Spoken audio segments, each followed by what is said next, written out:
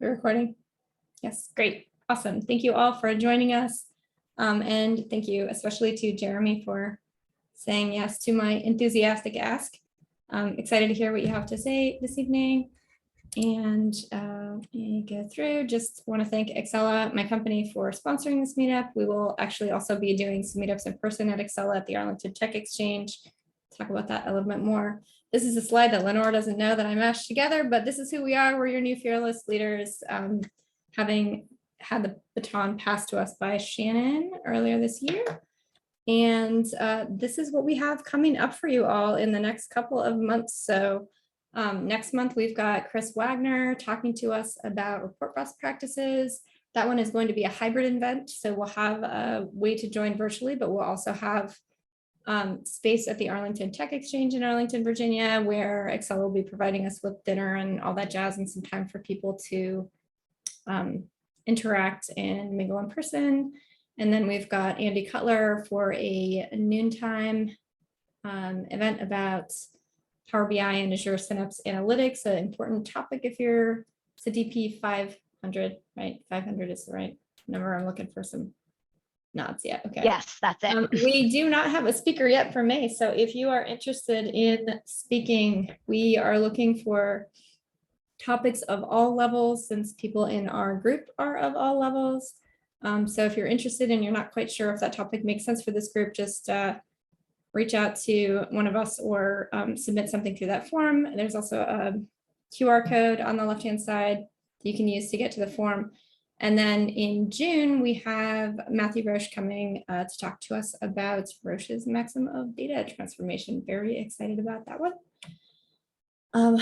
Few upcoming local meetups. I am going to post these slides in Meetup. I'll post a link to them so you can go and find those, but there's a couple of things both in person and virtually coming up in the next month of relevance to this group.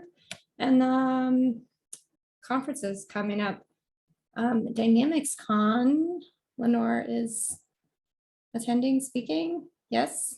I'm speaking on everyone's least favorite topic, but my most favorite topic, which is awesome paginated reports and how to make them work extra well. And I know there are a couple of folks from the Power Platform meetup who will be speaking as well. So I think we'll have good representation from the DC area. Thanks. And then finally, I'm going to switch over the screen, but we have a couple of Menti questions for you all, which we tried to do last time around, and then the Wi-Fi gave out on us. So this is live. I will jump to the next slide once I get some folks who are responding. So this should show your responses as you put them in.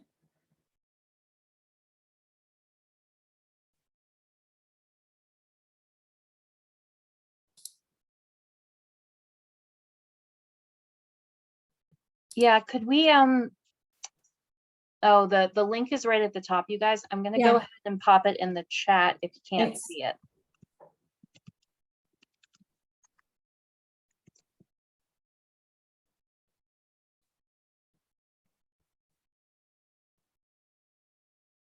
Oh, nope, ignore that.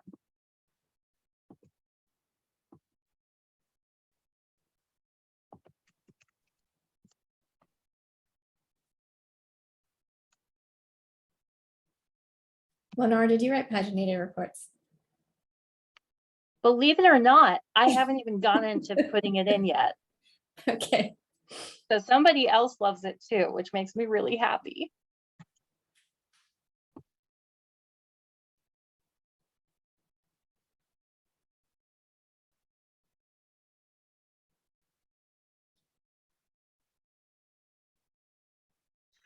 Sorry, there's already a best answer on here, and that's to kill pie charts forever. That is already the winning answer. That person gets a book.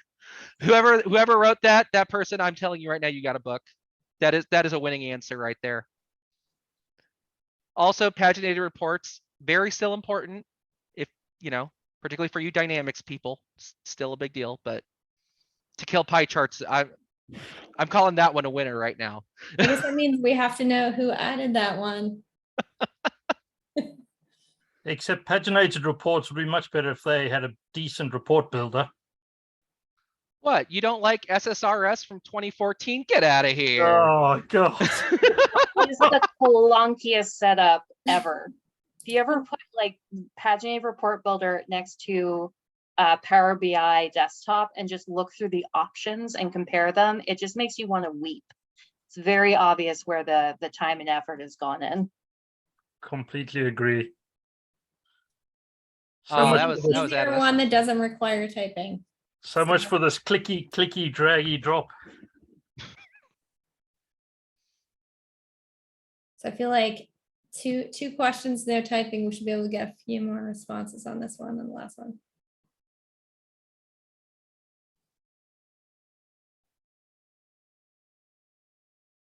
I should have asked, I didn't really think about it. I need a tiebreaker. Wow, this is a tightly contested race here. Yeah.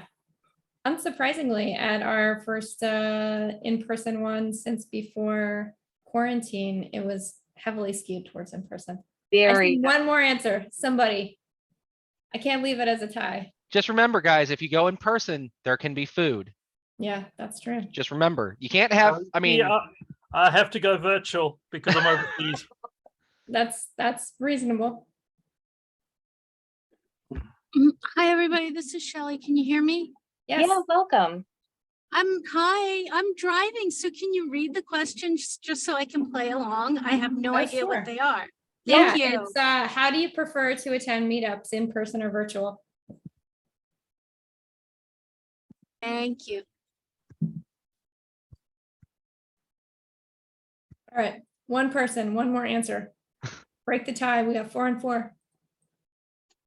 Or we can consider this to be a sign that we should split our sessions 50-50.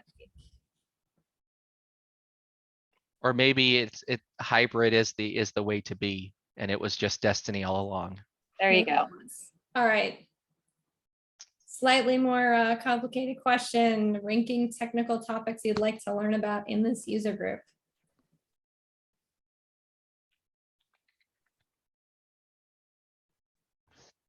So not to plug my book here, but my book deals with 1, 2, 3, 4, 5, 6, 7, 8. 8 of these, 9 of these 12, in fact. Sorry, I don't touch paginated reports in a book on Power BI desktop, but, Don't worry, I never shut up about them, so I'll balance you out. Yeah, and then, Lenore's got you covered. but yeah, we, you know. I'll say 9 out of 12 isn't bad.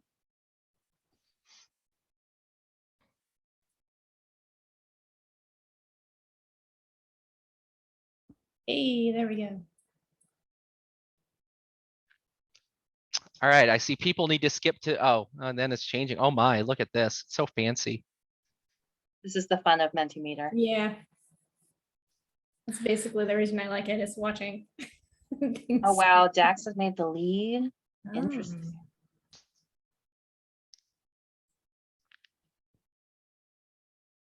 Okay. Good stuff.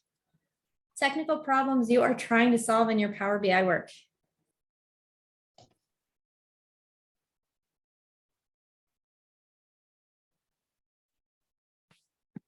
I don't have my phone on me, or I would also add a response here of access and authentication across government clouds. I was gonna say something, government cloud, something. How to get somebody at Microsoft to pay attention to data marts in GCC. I was thinking about that actually, and I'm like, oh, Leslie's gonna hate me later in this presentation. She's gonna be so mad at me. Talking about data marts. Oh yeah, you know, it's. Oh, it looks like someone else feels your pain, or did you just go and put that in? Somebody added it for me. Yeah. How generous.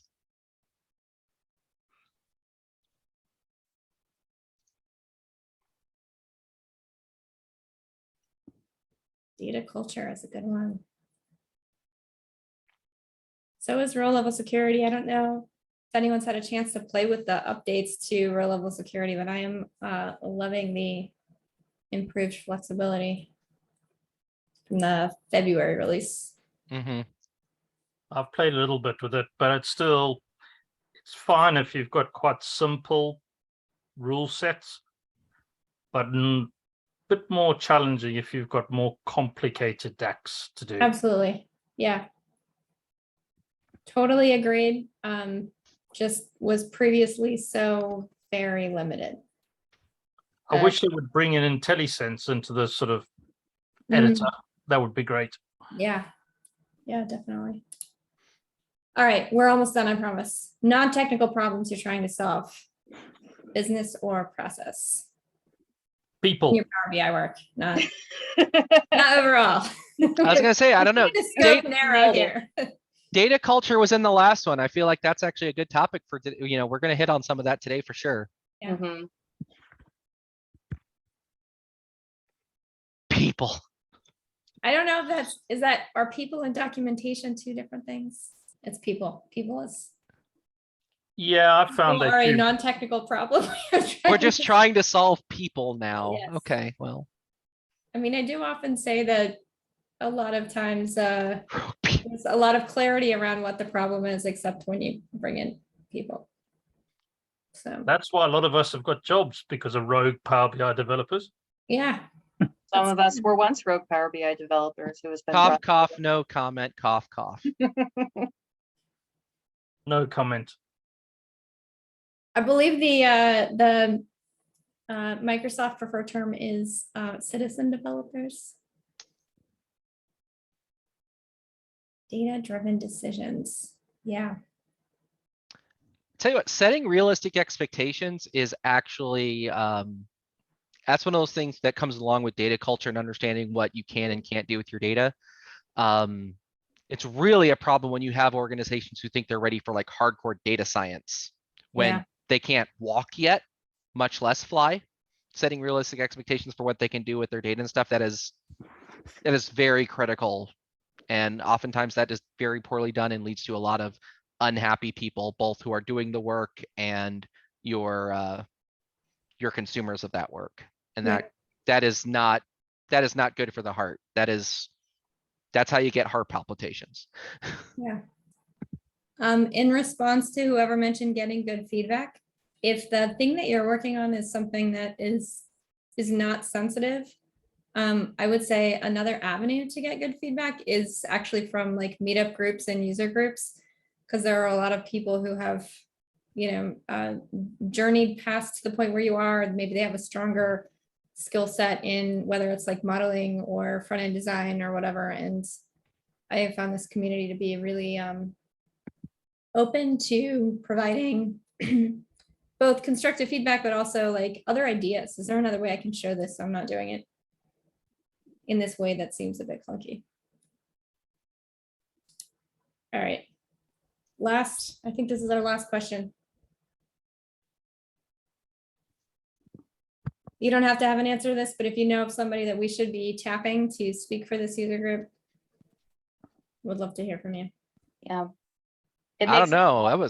That's a hell of a lineup you have coming up. I feel grossly out of place. I know. Well, I mean, you're part of that hell of a lineup, but I enthusiastically reached out to a bunch of people, and then I was like, and then I'm gonna fit my own stuff in there. I don't know. We'll see. I'm very ambitious. Oh, I love Melissa Melissa Coates Coates. would be She's a great. great idea. Brian Knight, yes, he would definitely. I know he would say yes. And the Italians, of course. Mhm.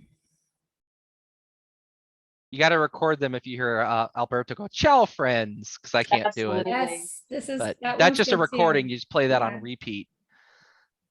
I like the real BI devs that are less experienced speakers. Absolutely. I think that Meetup is a great way to like break into speaking. And there are a lot of people who have had even somewhat recently like experience in transitioning into speaking through Meetup groups. So we Yeah. want to hear from people at all steps in the journey. Like we're all learning things all the time because they keep making new stuff or changing or moving things. So One other also thing. find- Oh, sorry, go ahead. I also find presenting is actually a really good way of getting to learn a topic. You're teaching somebody, you're teaching people. Yeah, And you get to know a topic exceptionally. You get to know a topic a lot better. absolutely true. Great. Answers, whoops. Yep. I think I just cut off the last one. Very, very sorry to It's all right. whomever that was, but thank you all for indulging my curiosity and desire to collect data everywhere I go. One Um, other thing I would add based on something that someone said earlier for topics is it could be interesting to bring in someone who is maybe more invested in a different part of the Power Platform, say Power Automate, Power Apps, something like that, and how you can integrate, Yeah, do some better integration with Power BI in either one of those products because the Power Platform is better together.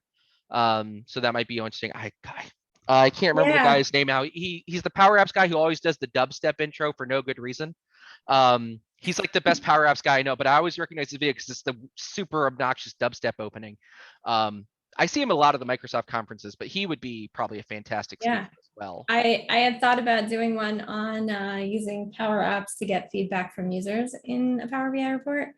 I just need to solve like 2 outstanding questions before I could talk about it to make it like more universally functional. So working on it. But if somebody's already got the answers, I would like to get those answers too. So What's really cool too, of course, is that Jamie is our handy connecting cord between Power BI DC and Power Platform. And I love the idea about using that connection and having sort of cross meetups where we can do the better together and help these 2 different overlapping circles in the DC Venn diagram get together and share how we can use these different tools together. Thank you. Yeah. Just to add, our next meetup, which is virtual next month, will actually be about Power BI. So definitely, if you it works out timing wise, our user group, the Power Platform DC user group, meets on the 2nd Wednesday of the month. And for now, anyway, we're still virtual. So anywhere in the world you can join if it fits your schedule. I'll put the link here in the chat. Thanks, Jamie. I'm really excited about that session. I think that's going to be a lot of fun. If it's not 2 or 3 in the morning UK time, then it's all right. We'll be delighted to see you there too, Anthony. Typically it's this time of day. So if this isn't too late for you, then you should work. This is roughly when we meet. So usually it's 5 to 7 Eastern time, US. But Yeah, this time works really well for the UK. Well, for me. yeah, we've had a few UK speakers in the past. I think the farthest we went was Pakistan, I think was the farthest. So that's yeah. early morning for them. Yeah, they were very brave and stayed up very, very late on their side. But and like you guys here, we're always looking for new first time speakers, people who are new to speaking. We're very supportive of that as well. So yeah, I would encourage everyone here, if you're interested in learning more about the Power Platform, the other parts of the Power Platform, come on by. and if you're interested in speaking or breaking into it, but aren't really entirely sure where to start, definitely feel free to reach out to Lenore and I. We would be happy to give some guidance, and also sometimes a good avenue to like breaking into it if it's new to you is to speak on a panel about a topic that you all have some knowledge in from different perspectives. And so that I'll have to find the link and drop it in the chat, which I'll do in a moment when I pass it over to Jeremy. But in our submission for I want to speak in this group, one of the options is like I'd like to be on a panel. So I found that the like easiest transition because there's not as much preparation. It's a conversation. It's a lot less daunting overall. I love the idea of a first timer panel too. Yeah. If there are folks that are a little bit nervous about it, that could be a good session for us to have to help get folks that are a little bit nervous about it. Maybe even give them a little extra support if folks want to give help. I certainly would be happy to do so, and I know you would too. Yeah. Awesome. So with that, I am going to turn it over to Jeremy Arnold so we can hear a bit more about developing the people to champion Power BI. Indeedly doodly. So before I say anything else, if you are someone who's nervous about speaking, just to add to that last point, user groups are some of the safest spaces to learn about public speaking because people are so excited about the topic. They don't tend to be very critical, which is what I'm hoping for today, that no one's going to be super critical of my performance today. But genuinely, like, people are just, they're there because they're excited. And the fact that you had the courage to get up and do something means the meetup was successful, which is 90% of the struggle. So if there is a safer space to try public speaking outside of a meetup group, I'm not sure what that is. So if you're ever nervous about it, I guarantee you the DC user group, if you're local, is probably one of the safest places that you could go to start. All right, so my name is Jeremy Arnold. I am a senior analytics architect with Onebridge, which is a data analytics consulting firm in Indianapolis, or as some of you might know it as Flyover Country, for those of you who are, coastal types and whatnot. And I am personally very passionate about the Power Platform. I like to, in my spare time, think of myself as a Power Platform architect, whatever the hell that actually means. And I been in Power BI for quite some time, since about 2014, I think, back when it was just a product inside of Excel. I think that's right. Things get a little timey-wimey. I get to blame COVID still for that. So if my years are off, I'm going to apologize. I'm pretty sure I got it right in the book, though, because it was double checked at least. So, obviously I'm super excited to be here. And one of the things that, pretty early in the year, I could talk about some super technical topic. We could talk about advanced topics in DAX. We could do like M shenanigans, stuff like that. But, one of the things that I remember that really hit me hardest at Power Platform Conference last year, which was, by the way, where I met Leslie for the first time, and that was really awesome, was a speech or a presentation from one of my technical reviewers on my book. Her name is Belinda Allen. Some of you might know her. I can't remember if she's in North or South Carolina, one of the two. And she gave this great presentation on how we build Power BI champions in our organizations. And she said it was the key question for the upcoming year. And I had some time to think about it. And, I think she's right. And it's one of those things where those of us who kind of live in data every day sometimes lose focus of the fact that we do things for consumers of our products, right? And we need to get people to get buy-in. We need to have people who are willing to, much like taking steps in public speaking, who are willing to take steps and start to invest in investigate data for themselves and really develop data literacy and develop product literacy so that we can really grow data-driven organizations, right? We don't want it to just be a buzzword. We want it to be an actual semblance of our organization's cultures. And I say that as someone who, as a consultant, goes into a lot of organizations who think they have that and don't have a freaking clue what that actually means. And I'm sure some of you are in that same scenario, either inside of an organization in which you see it internally, or as consultants who go into organizations and go, yeah, that sounds about right. That's why we have jobs. So yes, Belinda is awesome. I agree. So with that, I'm going to share my screen here. See, I did this earlier successfully. We're going to see if I can do this again because Zoom is zoomy. I think I've got this right. So again, I'm going to give a special thanks to Belinda Allen, who gave me quite a bit of the framework for this presentation, and let me use some of her slides. So credit to Belinda where it belongs. She's awesome, and if you don't know her, you should. So obviously, there's a little bit about what is the product, and there'll be some things we'll go over a little more quickly, and some things we'll spend a little more time on. Why user adoption is important. Why do some users resist? And that'll be where I think a lot of our topic comes up, and then we'll have some time for Q&A at the end. Obviously, Power BI is a desktop product, right? We all know Power BI desktop. It's free. It lets you do cool things. It literally puts the entire power of 30 years of analysis services development in the palm of your hands. It's really cool. But as we know, Power BI is not just Power BI desktop.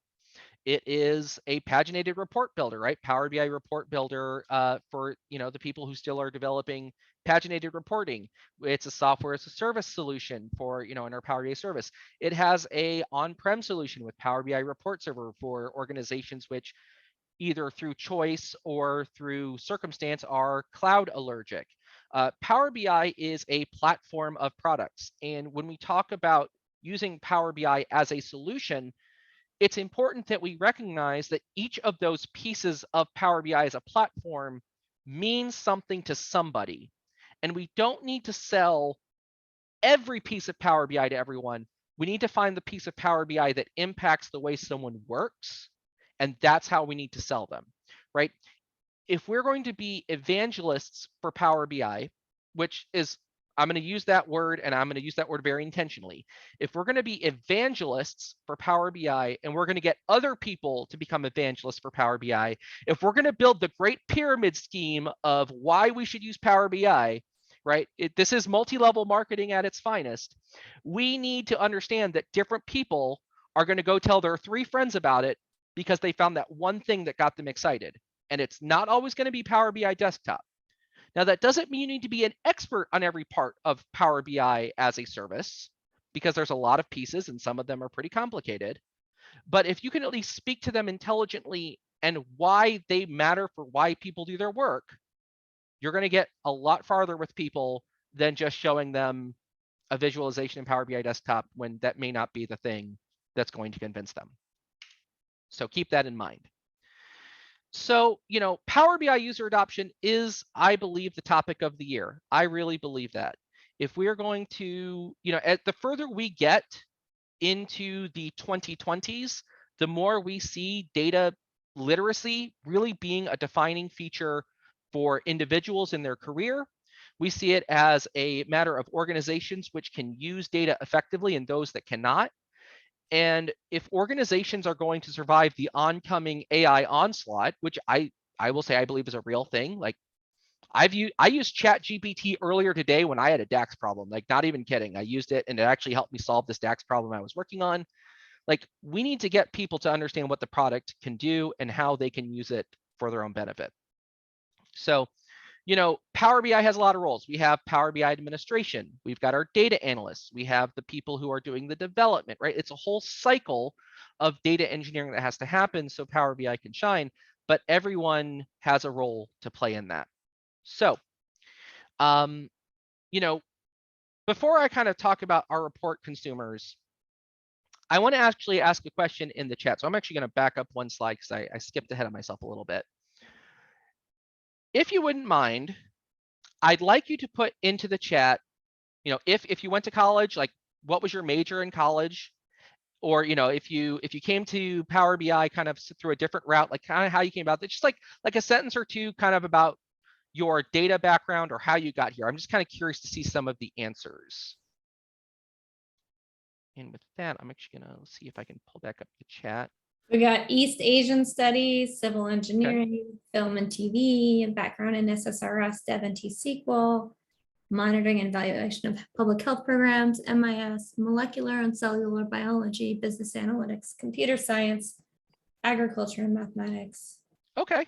Personally, culinary arts. Okay. So I don't know if that agricultural person went to Purdue, but you would have fit right in there.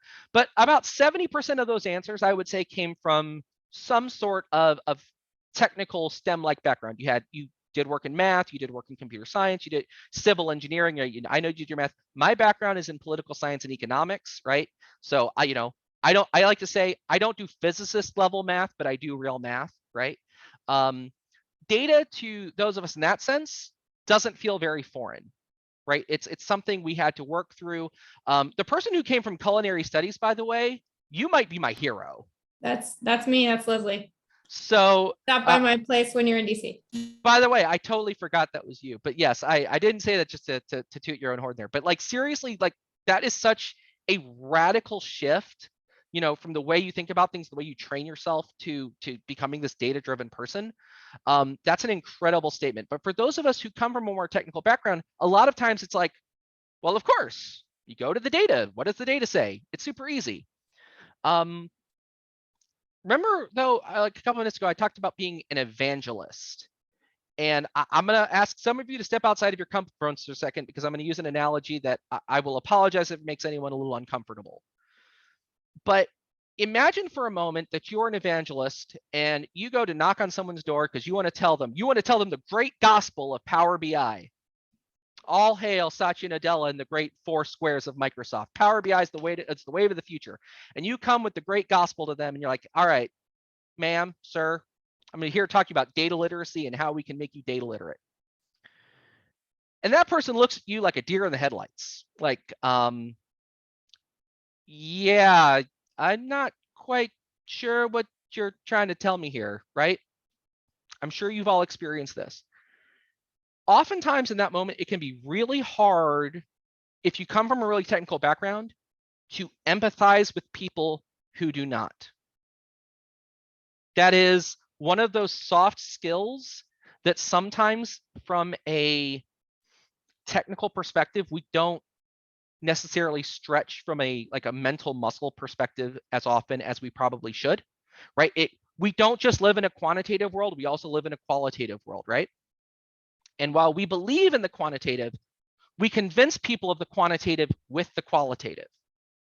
And so one of the things I'm going to come back around to multiple times in this presentation is the idea that we need to understand how we can be good evangelists based on the types of people we're interacting with and the type of resistance they're going to show us, and how we can empathize with their resistance, and then show how Power BI or any data visualization platform that we want to talk about can help them solve their problems, right? So that's the thing I want you to keep in the back of your mind as we go through this. You are an evangelist and you need to help be empathetic for the people that you want to be better, and how you can make their lives easier and how you can make them more productive, right? That's what we're trying to do. So inevitably, when we build a report, it is about who the end user is, right? Like if you're a Power BI developer and you're in there making visualizations every day, you know what you're trying to build, you have the data to do it, and you are constantly fighting that battle, trying to give them the visualization or visualizations which illustrate this story, which helps them. I like to say you use data visualizations to figure out the answers to questions so you can ask the next most important question, right? It's a never-ending cycle of questions, but when you figure out the answer to one, with that answer, you can then ask the more important question, and we build this pyramid of knowledge. If you build it, and I'm talking about this from a platform perspective, right? If you build it, they will come. Not only is Field of Dreams probably the most underrated sports movie of all time, I think it's like the third best sports movie of all time. Hoosiers, by the way, is #1. And if you don't agree with that, you should come see an Indiana high school basketball game with me, and you will understand why Hoosiers is in fact the greatest sports movie of all time. But like Field of Dreams is like #3, but it has the best quote. If you build it, they will come. And if you build out solutions for people and you can show them how it improves their lives, you will eventually get past their resistance. Part of it is, yes, the evangelist, right? You're going to keep knocking on the door, but eventually, right, with some empathy, you'll bring them to the field. They'll see the game being played and realize it's actually quite fun, and they can do it for themselves too. So kind of working through some of Microsoft's own talking points on this here. They do have an adoption planning workbook, which is quite good. I will say again, Belinda made me aware of this. I did not know about this previously, but it talks about how to assemble a team, define strategies, assess readiness, build a plan, onboard employees. A lot of stuff we would associate with what I'd call a center of excellence, if you're familiar with the center of excellence concept. A center of excellence can be a really good idea for an organization that's trying to build a group of people who can be those sort of data evangelists for an organization. And so a lot of this Power Platform adoption process for Power BI specifically kind of adopts some of those, what I'll call COE practices. This talks a little bit about who you might consider to have different things in a center of excellence. What does it mean to have an executive sponsor? Who's like the owner of success? What does it mean to be a champion? Who's a training lead? Stuff like that. One of the things that I really want you to get from this slide is that it has to be cross-pollinated. right? You have to have multiple people in the organization who are working together to push this boat. And what I want to focus on here is this whole, the champions part. How do we develop those people? Those people don't do it alone, right? Think about it like this, right? Anyone with enough time, energy, in theory, you can push a boulder uphill. Assuming you are actually physically strong enough to do it, you will eventually push a boulder uphill. You don't push the boulder uphill by yourself, right? Not if you have any semblance of sanity left. You gather people around you. You gather that community around you. You say, all right, we need to get this boulder to the top of that hill. And you work together and you come up with solutions together and you come up with a plan so that it's not one person doing all the work on their own, but that it's a group of people who are sharing that burden. And in so doing, do things in a lot more successful manner. So what is a Power BI champion? A champion is someone who is recognized as a go-to expert on their product of choice. In this case, we're talking about Power BI, but broadly, right? We have our Power Platform user group person here as well. Like you can think about it from a platform perspective as well, but for Power BI specifically, it's who is the go-to on Power BI, who's building out a knowledge base, who's sharing their knowledge, who is in making sure to get products in front of people to get them excited about what the thing can do. That's what a champion is. A champion is someone who will put themselves forward to drive awareness and educate the org and get people excited about what is possible. It's getting excited about, imagining the possible, right? That's always kind of what a champion is there for. What can we do with what we have? And if we can get people to see that, they tend to get excited.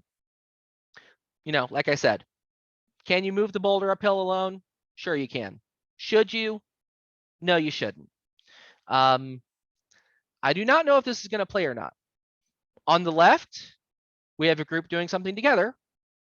And on the right, well, I like to believe that this was at a Red Sox game because this is the only way I see this happening. So I'm going to start with the left. Look at them doing the wave. Isn't that beautiful? Like that is a beautiful wave right there. Like that is a high school football photo they can be proud of. This speaks for itself. Look at that guy. Now, like I said, I am thoroughly convinced this was a Red Sox game because everyone in that crowd looks miserable, and you have to be miserable to be a Boston Red Sox fan. Because like all Boston sports fans, you must hate yourself. Oh, we win too much. Yeah, okay, whatever. Like you must hate yourself. But you can be that guy or that girl or that person, right? We want to be inclusive. But that person is going to have a whole lot harder of a time. So the first thing a champion needs to recognize is that they do not want to be out there on an island, right? John Donne, Sonnet 47, no man is an island, entire of himself. He must be a part of the continent, a part of the main. I know I butchered that quote for all of the English lit people, and I apologize for that. But everyone, an organization is better together when they're moving together. A champion can play the role of helping move the organization so that everyone gets on the same page. All right. This is a really cool concept. Actually, it's cool in that it's true, but it's depressing at the same time. And you don't need to go further than Yelp to know this is true. I know, sorry, I used Yelp as an example. I'm a terrible person. But when something good happens, we tell 3 people. When something bad happens, we tell 11. It's this thing called the 3-11 rule. So, hey, I had a really great dinner. I went to this restaurant. It was great. Oh yeah, like I told my wife about it. Oh, it was cool. I had lunch, and my 2 kids got a little jealous. I was like, yeah, I went to this place and they gave me chocolate on it. They made me a spoon made out of chocolate. To which my youngest daughter literally said, I will steal myself away in your luggage next time. I told 3 people. Later that day, I had a terrible meal. And yeah, I kind of couldn't stop talking about it because it kind of ruined my night. And everyone kind of knew I was in a pissy mood. And everyone's like, what happened? What happened? Like, oh, it's just terrible. Restaurant, the service was awful, blah, blah, blah, right? Like, I'm guilty of this. I use this as a personal example. I'm guilty. But if you think about it, like think about it yourself. When something good happens, how many people do you tell? When something bad happens, how many people do you tell? When something good happens, how many people get to see that joy that you experience? versus when something bad happens, how many people recognize the frustration of your body language? And here's the worst part, cognitive bias. When people see something good happening, it's like that's the expectation. So we don't register it as much as we register when the bad thing happens, because we remember the bad things because they made us uncomfortable compared to the good things, which make us feel the way we think we ought to feel anyway. That one really sucks, but it's a perfect example of why the 311 rule is generally a true statement, right? We remember the bad things because they made us uncomfortable versus the good things, which made us feel the way we think we ought to feel all the time. Why do we talk about the 311 rule? Because resistance is to be expected. They are the Borg. But I'm here to tell you, resistance is indeed not futile. It is the natural reaction to change. People are comfortable with the status quo. Seriously, if I asked you in the chat to say, do you know, or have you ever worked with the 57-year-old accountant who said, I have been doing this the same way for 30 years. I have never failed an audit, and I'm not going to start with your fancy software now. If I asked you to say in the chat, how many of you have worked with that person, or you know that version of that person? If not 100% of you answer it, I'm telling you, you're a liar. Because you have all worked with that person at some point in some capacity. Even if you don't recognize it, I promise you, you have worked with that person. And maybe they weren't an accountant, but you know, accountants will die with Excel in their cold, dead hands. I say this as someone who has been an accountant in my life. You will take Excel from my cold, dead hands. We all have worked with this person who just for whatever reason, and I'm not trying to make it an age thing, but it's one of those things where sometimes the stereotype fits a little bit, where just for some reason, they just will not say yes to change. That person didn't do anything wrong. I'm going to say that again. That person didn't do anything wrong. That person has 35 or however many years of work experience with success that tells them the truth of their world is that they're doing fine. And they don't need to change because what they're doing works. Right? Remember, you are the evangelist. You are going to knock on the door, and the person who answers looks at you like a deer in the headlights because they're like, why do I need your thing? My life is fine. Why do I need this? Right? You are naturally running into the resistance. You are choosing to be the person at the front who is charging in and saying, this is the great gospel. We need you to understand what we're trying to give you. We're trying to give you this thing which will change your life for the better. But empathy matters. That 57-year-old accountant who doesn't want to change didn't do anything wrong. But just because you didn't do something wrong doesn't mean you did something right either. That's what it means. That's what the status quo is by definition. You've done something the same way, you're going to get the same result, right? The definition of insanity is to do something the same way and expect a different result. So if that's the case and that's true, we should expect resistance. But if we know resistance is coming, we can develop strategies to get out in front of it. Right? So if we're going to be an evangelist, if we're going to knock on people's doors and say, Power BI is the way, the truth, and the life, then we need to be willing to say to ourselves in advance, what are the things I expect to run into? What are the questions I expect to get? What's the attitude that I should expect from some of the people who I think will be the most persnickety? And if we can sort of begin to think about those things in advance, if we can think about those qualitative questions we expect to get as to why we're bugging them with this in the first place, we can begin to develop kind of answers to those things in advance. We can have solutions developed that show those people, hey, this is what your concern is. I've already got this pretty picture over here that shows you why we can do it better. Whether that's a visualization demonstration, a use of the platform, integration with something they're already doing. This is particularly true for like application developers who are like, I don't need your data nonsense. I'm here to code in Perl and PHP, leave me alone. And then they have to go do like A/B testing. And they're like, oh, I got to go through all this stuff. You can like make their life a lot easier with a little combination of Power BI and Power Automate. Like you really can. You just have to show them that it's possible. So as we begin to think about, being those champions and how we're going to raise them up, we need to understand we're going to have resistance, and we need to help those future champions know what they need to do to overcome that resistance. So I've said this multiple times. It is my word of the day, and that is empathy. Listen and understand those objections. People are not necessarily, I know I'm going to sound like a broken record.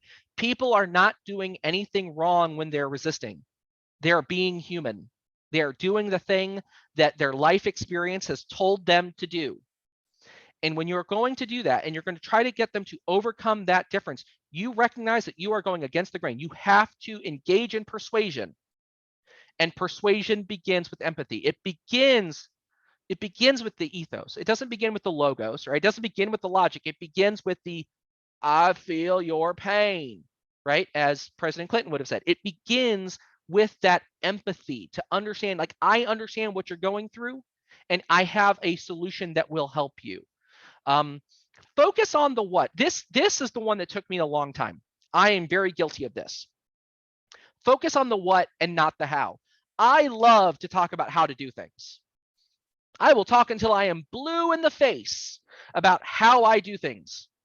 Like, I was literally harassing Leslie before solid. Like, I did this really cool thing with data marts, and I know I'm going to show it off a little bit later, and she's going to get real mad because she can't do crap with data marts. Thank you, government cloud.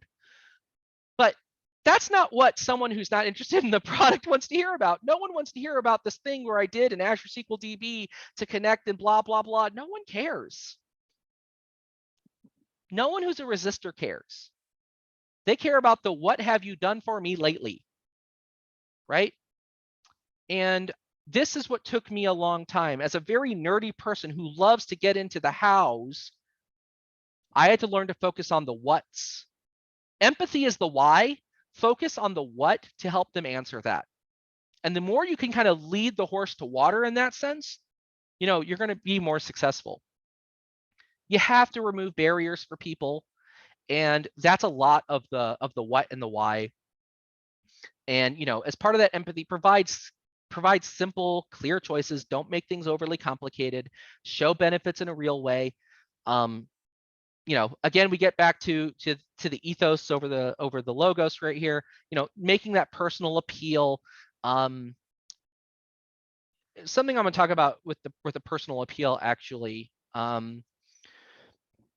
Communication studies research shows that the most persuasive thing people do is when they talk about their life experience. It is one of the single most depressing facts I ever learned in my time in speech and debate in high school and college. For 8 years, I did extemporaneous speaking, and I put tons of data in front of my audience. And then I went and learned that the most persuasive thing people listen to are personal stories. And I'm sitting here thinking to myself, the plural of anecdote is not data, right? It's not. But it is single-handedly it is the thing that sticks with people the most, is that personal story. Making a personal appeal, appealing to say, hey, just give it a chance. I'm here to help. This did this for me, right? Even just making that small personal appeal can break so many barriers with your resistant audience. It's incredible. And honestly, it defies reason for data people. It's like, listen, I can literally show you all the ways in which your productivity is improved by using the product. Don't care. I was doing a thing. I saved myself like 8 hours a week, and I got myself a 20% raise because they're so impressed with the quality. Mark, whoa, now you got my attention. I'm sorry, what? Right? That personal appeal can be super powerful. Even when the data part of our brain says, why is that successful? Data is what should be persuasive, not some anecdote. Our smooth monkey brain goes, ooh, anecdote, good. It's just a fact of life, whether we like it or not. So don't be afraid to make that personal, emotional appeal to people. And with that in mind, I know this is going to sound a little counterintuitive. Go after the hardest rock first. You may not win that person over. You may not. But if you go after the biggest, baddest, toughest person on the playground, and you stand up to them and you give them that really good effort, people are going to notice. Even if you weren't successful with them, those people who might have been on the fence are going to sit there and say to themselves, I know he's kind of, he or she's kind of stubborn, but maybe it's worth a try, right? Because it's that classic story. You shoot for the moon, or you shoot for the stars, you got to the moon, right? Like, yeah, maybe you didn't get all the way there, but you got pretty damn far. And people see how far you got and go, well, why can't that be me, right? Go after the hardest rocks first, because people will see and appreciate that effort. And then find some sort of motivator as you approach those strongest dissenters. Do a little bit of research, understand what they do, and help them understand like how the product can make their life a little bit better. And I'm going to skip this slide because I kind of went over a lot of this. I'm really bad in advance. I'm really bad at PowerPoint. I got a bunch of slides and I'm talking over myself. So if you go and watch this recording later, feel free to pause on some of the slides. So I'll apologize for that. Common resistance themes. Don't have the time. Don't know what to build. Whatever. Okay, you're doing that thing. That's great. But how does it affect me? I know what I'm doing. I've done it for a long time. I don't need to change, right? Like we've heard these messages time and time again. Let's take one of those people. And in this case, let's talk about that person who wants to know what's in it for them. Here you have, let's say some chief financial officer somewhere. He's like, I got to do this stuff in Dynamics with payables. So anyone who does Dynamics probably recognizes some of these table names, some of these value names, because this is from an example Dynamics GP instance. And they're like, well, I'm trying to do this thing with posted payables, and I gotta, try to do this thing. Well, if you don't know what you're doing, and you just have this one guy going in and making these edits one by one, that's gonna take hours. Hours are going to be spent doing that. Little combination of some Power Apps magic, some better reporting on the Power BI side, and voila, you've saved, say, 4 hours a week for some controller or some accountant somewhere. That's 208 hours a year. Now, I do not know what CPAs go for per hour in DC. I have no idea. In the Indianapolis area, good CPAs can probably charge you somewhere between $150 to $250 an hour, assuming you're doing it independently. If they're a CPA working for a firm, they're doing all the benefits. Let's say they're doing something like $75 to $80 an hour, and then they're getting benefits. If I've saved them 208 hours a year, if I'm the CFO, I've actually saved myself quite a bit of productivity. Honestly, and I say this as someone who's done accounting, you might pay me a lot of money to do basic data entry. That doesn't mean I want to be doing it even at that price. It just, at that price, I'll still do it. And I've kind of killed two birds with one stone here. The person who had to do the entry before can now spend their time doing things they'd rather be doing, which is good for the poor person who is doing the manual entry. And the CFO is saving a lot of productivity, and they're getting better reporting in more real time. This is the kind of win-win scenario, which then you can shop to other people and say, your finance department, and say, well, happier over there, happier upstream. What's your problem? How can we help you be the next Steve who's now saving a bunch of time and doing things he'd rather be doing? If you've ever worked with anyone in financial planning and analysis, which is where I cut a lot of my teeth, was in corporate finance and FP&A, this is a story of our lives. I can't tell you how many hours in my earlier career I spent in Hyperion cubes manually pressing buttons because I just didn't have a better tool to do it. Not because I couldn't be doing more complicated things, but because I literally had to go put numbers into budget codes in a Hyperion cube. I could only imagine. Now, obviously, I'm not going to sit here and say we should be using Power Apps against an Oracle Hyperion instance, because in the real world, people should stop using Hyperion. But let's just say, for instance, we're doing this in Dynamics GP. If I had that opportunity to have saved all that time with a better solution, I would have been so much happier, and I may not have hated my life in corporate finance so much, right? So this is a great example where, yes, I can do it. I know what I'm doing, and it bugs time. But when I get the opportunity to use my talents more effectively, I'm a happier employee. And when I'm saving time, the CFO is happier as well, because I'm saving them. I'm effectively saving them money on the labor that's actually being done because we're able to do more efficient labor, we're increasing productivity. So then we can talk about an example of people don't know what to build, right? People don't know what to build, and it's like, well, that's great that you know what you're doing, but man, I just don't feel very comfortable. I don't know. Well, what if we gave them a safe space to try things? Say, hey, you know what? You don't have to be an expert today, but I've built something and you can play around with it. Power BI service lets us do this, right? We can have customizable visuals, or well, it's called personalized visuals. Sorry, personalized visuals, where if you have it enabled, someone can go to a visualization you have in service. They can see a pretty nice, easy to use screen with the personalized option, and they can play around with different things. Oh, like, well, what if this was an area chart? Oh, that's what an area chart. It's okay, and they can see the data they understand. They can see it in a different way, which helps them develop data literacy, and they can try different things, right? It's a nice safe space where they can't break anything and try building some different things on their own. And there's, in Power BI servers, there's the ultimate get out of free button. It's called reset to default. It's there. It doesn't matter how bad you screw it up. You can get lost in the rabbit hole.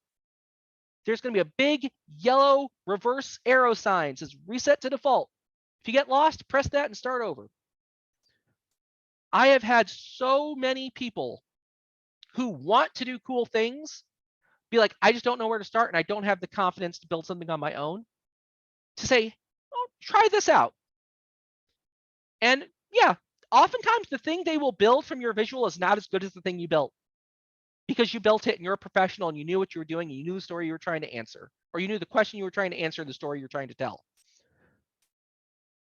But it helps them learn, like, oh, this looks like this looks like that. Oh, why did you do this? Then you can engage that conversation, right? Like, why did you do that? Oh, well, I was trying to do this and this. Oh, that makes a lot of sense. Well, what if I wanted to do this instead?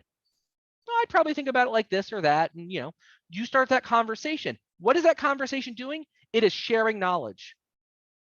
You are building excitement in that person who is then getting on that first rung of the ladder. And that first rung of the ladder is the hardest to get to, right? So I don't know how many of you speak a foreign language, but in foreign language study, there is this really important concept. The first 20% is the hardest to learn. And why is that?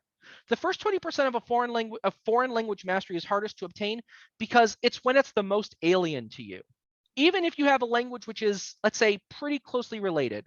Example, Spanish and Italian, or Spanish and Portuguese, both romantic languages, both have a lot of verb conjugations that are very similar. Grammatically, the rules are very similar. They have a lot of cognates, which are words which are the same or sound similar in both languages. There's still a lot of unique things in those languages which can make them difficult as learning them as a second language. As English speakers, we are particularly, and I'm not going to speak for some members of our audience who are not in the United States who may not suffer this problem as much, but in the United States, this problem for native English speakers is actually 40 times worse, because English is such a dominant language on the North American continent. You can live your whole life, speak to hundreds of millions of people, and never have to speak a word that's not English. It is both a huge blessing and a huge curse. So when people go to learn a foreign language, things can feel so alien that getting that first 20% of mastery is really difficult. You have to learn new vocabulary. You have to learn new grammar rules. You have to learn, what is it like for native English speakers? We don't actually think about what it even means to conjugate a verb, but it's actually one of the most important grammatical concepts in language. We just don't think about it because when you learn English as a native language, you don't think about verb conjugation in that way. Or at least I wasn't taught to think about verb conjugation in that way when I was learning English growing up. But like how different languages conjugate verbs is a big deal. And so like that first 20% is really hard. But once you get to that first rung of the ladder, once you get to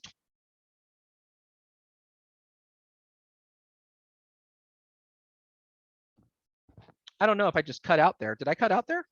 For like 1 second, but you're back. Okay, cool. Sorry about that. I heard my thing beep and I'm like, wait, what? So that first 20% is really, really hard to get to. But once you get to that 20th percentile of mastery, it kind of turns into like this bell curve where you just kind of shoot up, because then you know enough that you can start teaching yourself, right? Like once you learn, and I'll use Spanish as an example, because there's a lot of people who speak Spanish. Once I learn enough Spanish that I have a really good vocabulary, I understand, you know, like what are some cognates, what are loan words, what are the false cognates, how do I conjugate verbs, how do I recognize if a verb is irregular? Not that I need to know all the irregular verbs, but I can recognize if a verb is irregular or not. And I understand grammatically like how they use articles and that kind of stuff. Once I have those basic concepts, I can go teach myself all the vocabulary I want. I can go add all the verbs to my vocabulary. I know how to conjugate those verbs unless they're irregular. And if they're a one-off, I can learn how to conjugate the irregular verb. Once you achieve a certain level of mastery, then you can start teaching yourself, and your level of mastery just skyrockets. And that's true until you get about to the 80th percentile of mastery. Then the 80th to 100th percentile is also incredibly difficult, because then you're learning all the really weird, wonky one-off rules that really only matter in these very specific situations that in language, as a foreign, not native speaker, you will never have to recognize. This is particularly true in Japanese, for instance, where if you're a non-native Japanese speaker, you will I almost guarantee you never have to use the super formal in your life. Because if you go to Japan as a non-native speaker and you speak Japanese, they will never expect you to use the super formal, because they will not expect you to understand the very specific social rules in which you're supposed to use the super formal. But they'll just be so grateful that your Japanese is decent that they don't have to try English, that they don't even care. Right? But if you're someone who's trying to get to that absolute 100% mastery, you're trying to take the JLPT1 so you can, or the JLPT5 so you can demonstrate your absolute mastery, that 80 to 100, that's really hard. Then you approach what we call like the asymptotic limit of mastery, and that gets more difficult. But like 0 to 20 is hard. 80 to 100 is hard. 20 to 80 is not that bad. And if we can get people up to that 20th percentile and help them, you know, feed them so they can take off for themselves, they're going to keep going. People who get to 20% mastery don't tend to stop at 20. They keep going, because if they got to 20, they're passionate about it and they're going to keep going. That doesn't mean they'll get to 80, but I tell people this all the time. You can have a hell of a career in Power BI with 50% mastery. You can have a hell of a career where you make very good money with 50% mastery of Power BI. So if you can get them to that 20% and get them excited about it and give them a way to on-ramp to that mastery, it's done. You will win. I promise you, you will get them there. Value is okay. This is all Belinda Allen here. I'm not going to take any credit for this slide at all. Value is something people feel, not something we tell them they get. When she brought up this quote, and from Simon Sinek, who wrote these books, when she said that, I was just like it hit me, and it took me like, I had to really think about this for a good long while, because like for me, I understand that value is subjective, but it feels like the data person in me says, if I can demonstrate value, it should become obvious at some point, right? Like at some point, I should be able to beat you over the head with a hammer enough with all these wonderful things that you get it. But that's not necessarily true. Value is something people feel. It's something people experience. It's not something you can force on them. And that's the magic of persuasion. It's not about forcing someone to get it. It's about getting them there so they can understand why they should get it. Right? That's the nature of value, and why it's important that we have empathy and help people understand. We have to demonstrate that value, but we need to do it in a way that helps them understand it for themselves, because we can't just beat it into them. This is one of my, so I love the decomp tree. I absolutely love it. It's one of my favorite visuals that's been released for Power BI, probably of all time. Like I am yet to find anyone in any organization I've worked with where I've had a really good decomp tree to break down different categorical data, and they haven't walked away going like, holy crap. Like you show people this, like this is a great example of them getting value, but not forcing it onto them. Like literally just creating me like, no, you can do whatever you want with this. You want to rearrange the columns? You can. You want to look at different breakdowns? You can. Just click back and click a different one. The ability to go from some high level piece of data and then to break it down category by category by category is so powerful. And for people who like, and this is particularly true for management, who thinks like, oh man, I wish I could get to this level of granularity, this level of detail would really help us answer some really important questions. Like the decomp tree is literally like their wet dream. It's like, oh my gosh, there's this thing that I didn't even know existed. Like this is one of my favorite visuals to demonstrate what I think can be valuable to an organization. Saying, look, your data has data quality issues. You've got problems, but did you know that you can at least answer a lot of these questions that you didn't even know today? And that tends to get them really excited. It's like, oh crap, I've been told we can't do that. Well, yeah, you can. You just need to understand how to do it. And then, you know, like this is a great example where you can show management or show leadership, and then you can get leadership buy-in and say, hey, oh, if we can do this, we need to get more people on this thing, right? Then you get other people helping you push the boulder uphill. Q&A. Oh my God, I have a lot to say about Q&A. One, I really hope that we see ChatGPT integration with Q&A sooner rather than later, because I think that's the thing that I think for a lot of people will take Q&A over the top. Q&A should be a wonderful example of what I was talking about with the decomp tree. And it is, and I'm going to skip to my next slide here. If you do all of this work and you do all the Q&A setup and you manage your language schema, if you do all that work, Q&A is, it literally looks like magic. It looks like black magic from the abyss. It's incredible. This is actually a lot of work. Managing your Q&A stuff takes a lot of effort. It can have a huge payoff because if you do the work up front and you show them Q&A and they don't have to worry about all the magic going on behind it, it literally makes people's heads explode. Like seriously, gone, brain done. Like it literally looks like black magic in the year 2023.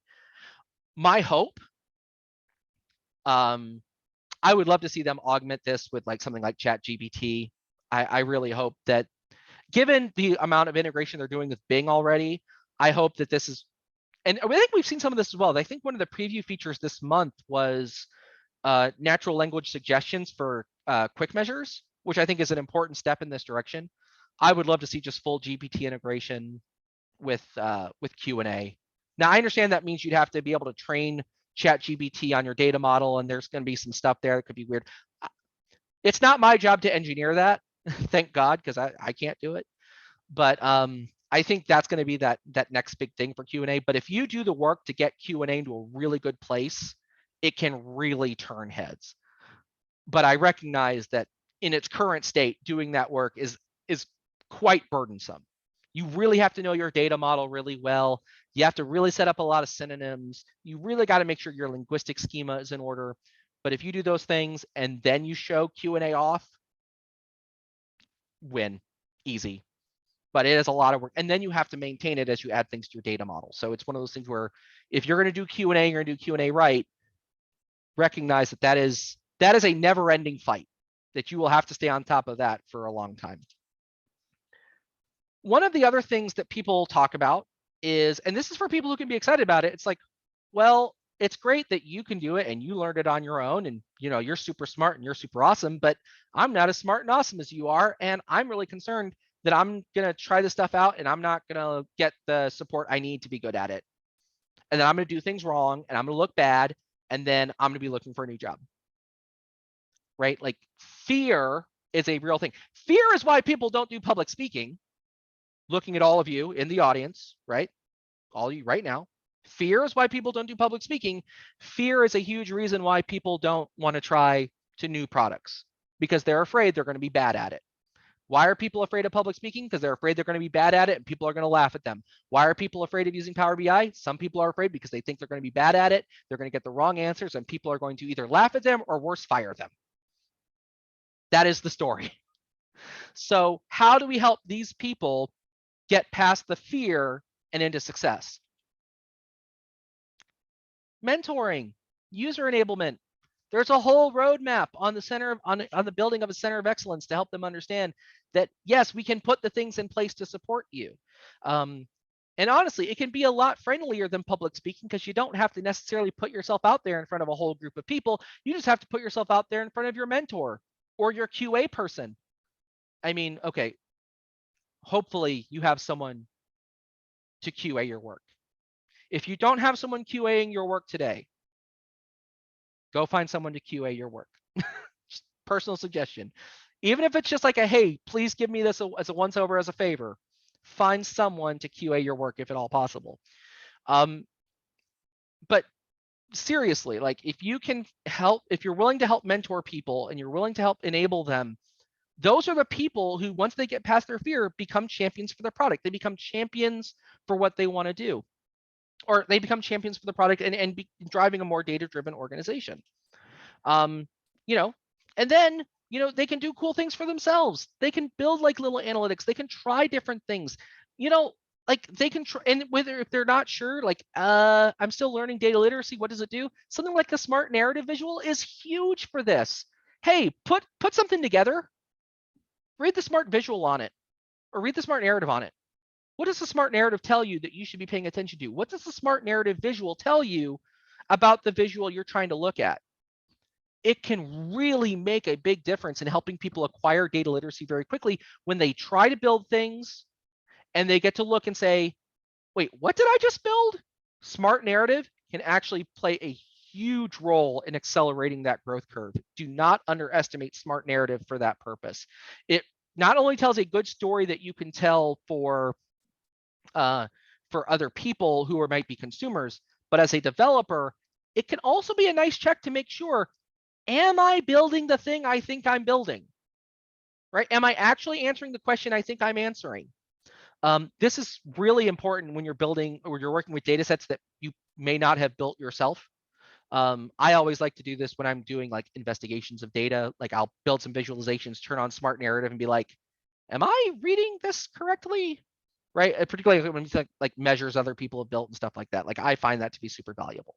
And I have found it to be valuable as well when people are starting to learn Power BI and they're starting to build things to show them, yeah, this is the thing you built. Here's how you should read this. It can be really, really helpful for confidence building for those developers or those prospective developers. And it can be really good for, it can just be really good as a sanity check. We have people who don't like change. They don't want to change. You need to make change easy for them, right? So I'm going to actually step on my PowerPoint for a second because I'm going to show a different product. People in the chat, please do not roast me. I am sorry for what you're about to see. This product right here, this one. Do you know how big of a pain in the ass it is to update this? It'll tell me, hey, there's a new update. I have to click that update. It's going to take me to a web page. I got to download the executable. Then I got to open up the executable.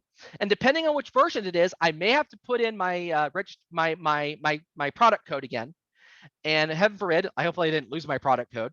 And by the time I get through all of that, I may have spent 10 to 15 minutes just to update Tableau. And that's not me roasting Tableau. It's a lot of software is like this, right? It can be a pain in the butt.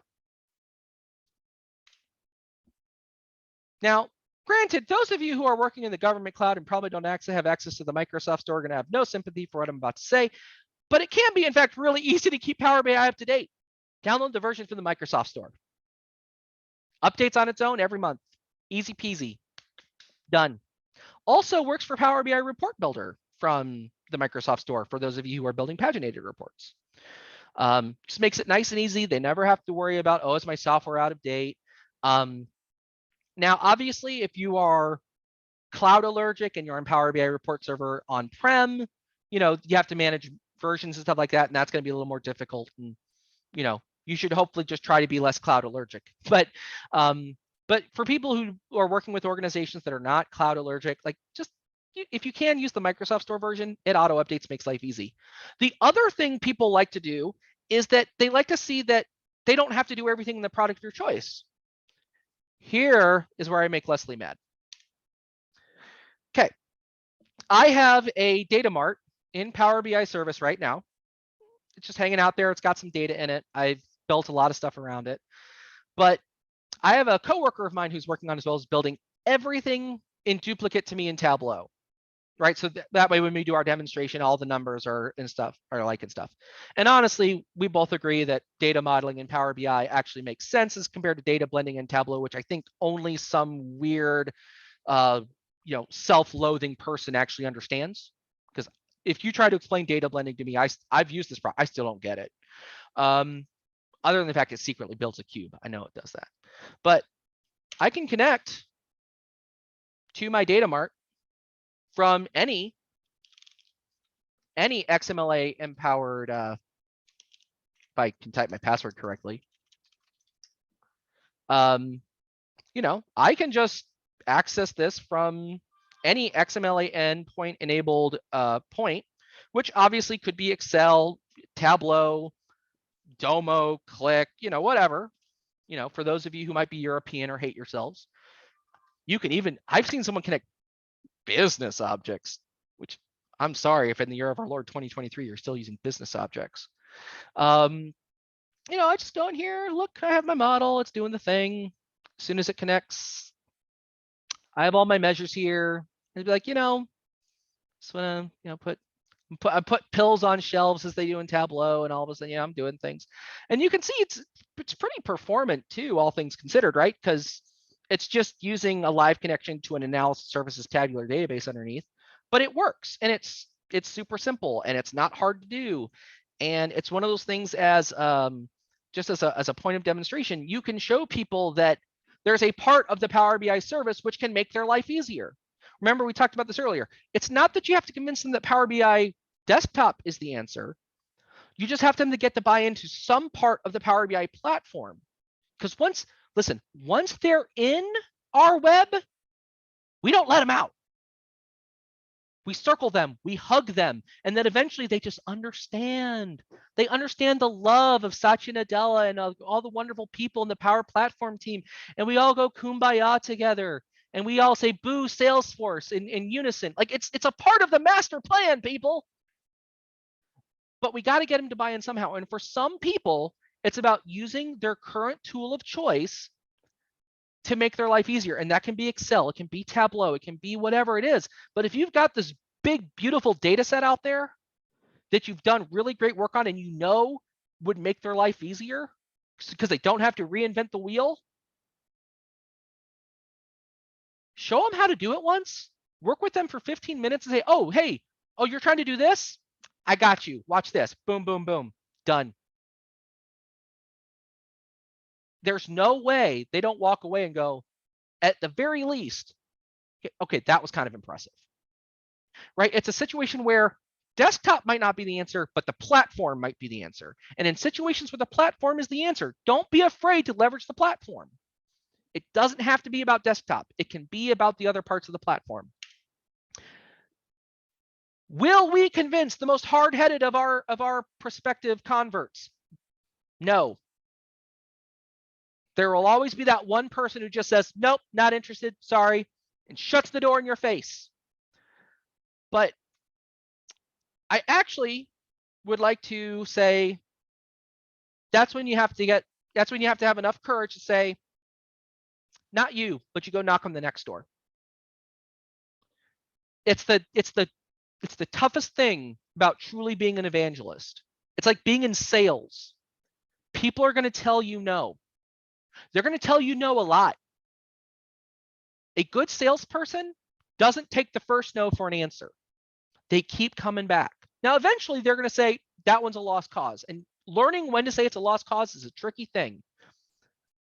But in the meantime, they're going to go to the next door. You're going to go to the next door and you're going to say, hey, have you heard the good word of Power BI? Let me show you what it can do for you. And then you're going to go to the next door and the next door. And you have to keep finding doors in your organization to go knock. And you cannot be afraid to go knock on those doors. Because when you find that one person or those two people who go, you know what? Yeah, come inside. Why don't we have a talk? And you really get them on board. Then it's not just you yelling at the rafters. It's not you yelling at the sky. It's 3 of you yelling at the sky. Then it's 4 of you yelling at the sky. And eventually someone in the sky goes, why are people yelling at me? Oh, shit, that's really cool. I should probably listen to the people yelling at me. It takes time. It takes effort, and you're going to hear a lot of no's. But the path to building a truly data-driven organization is filled with bricks of people who said no. And you put bricks down and you took that golden road over them and said, you will either get on board one day or we will leave you behind, but I want you to come with me because other people will. If you figure out how to get those first couple of people on board and you begin to roll that ball, you will find you were not pushing that boulder uphill the entire time. You were in fact pushing it downhill. And once it starts going, it is hard to stop. Now, granted, once you start pushing it downhill, then you have a whole nother set of concerns. Things like data governance matter and things like data set management. You know, those are all questions you can deal with on another day. But if you start building that road and you get those first people on board and you start building that excitement, that is when that boulder stops going uphill and starts to go downhill. And that is when you really feel that difference in your organization. So there's a couple level reference slides I'm going to end with here, just in case you're not sure. Microsoft, I will say this for Microsoft in general, their documentation is always fantastic. One of the things Microsoft just does incredibly well is their documentation is usually really easy to read and understandable. So they have great documentation on Power Platform adoption, building champions for Power Platform, the Power BI roadmap and mentoring and user enablement. Those are all there. They're great reads. They'll probably say a lot of what I said here in a more eloquent way than I have today. But don't be afraid to use your resources. And like with anything, if you're going to go out there, you know, put on your armor, put on your shield, put on your sword, recognize that you, in a way, you are going into battle and there are people there who want to stop you. But you have to prepare yourself for the no's. You're going to prepare yourself for the boulders. You're going to prepare yourself for all the people who are going to say, no, not right now. But if you gird yourself and you put on all of these things and you know how you have to go about solving the problem to get people on board, you will break through with enough effort. And once those first couple people start coming on board and you continue to roll that ball, you will be amazed at how quickly you can turn an organization that thinks it's data driven into an organization that is actually data driven. And that is the conclusion of my very ranty talk on building Power BI champions in your organizations. Huzzah. Well, personally, I have very much enjoyed your very ranty talk, and I think we can open up to questions. I don't have a question. I just want to thank Jeremy for making me laugh so hard that I scared my cat. Yes. Success. I love this presentation.